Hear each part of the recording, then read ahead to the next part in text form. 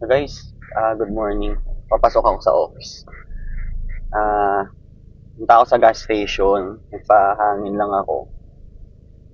Tapos, naalala ko, ito tip nga pala pagka papagas kayo. Hindi ko lang alam kung effective to sa or applicable sa iba, pero every Tuesday kasi nagtataas ng gas dito sa amin. Basta yung sa mga gas station, Tuesday sila nagtataas. So, ginagawa ko, kanyari, eto, tumaas. Lately, tumaas. Di 500 pinagas ko nung kailan ba yun? Nung Lunes kasi alam ko tataas nung Tuesday. And then pag bumaba, doon papagas ng full tank or ano ng sa 1,000. Wala man akong pera eh.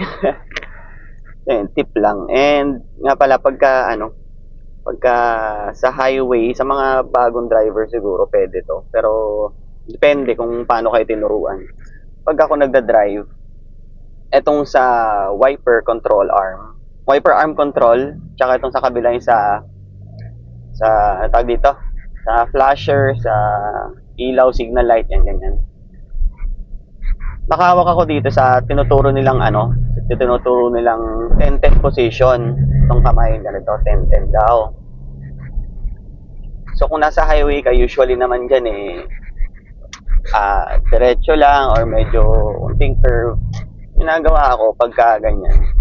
Etong daliri ko ay either ito or etong gitna or yung paano man. Nakatapat dun sa dulo na medyo nagtatouch lang ng ganyan. Para pagka kanyari medyo nawala sa pwesto, mapapansin ko na ay baka mamaya medyo nakatagilid yung steering ko, medyo nakatagilid ng onti kasi pagka sa highway tumatakbo ka ng 100 plus minsan iba na yung liko ng sasakyan mo nun kahit konting kabig lang malaking epekto nun pagka sa likuan.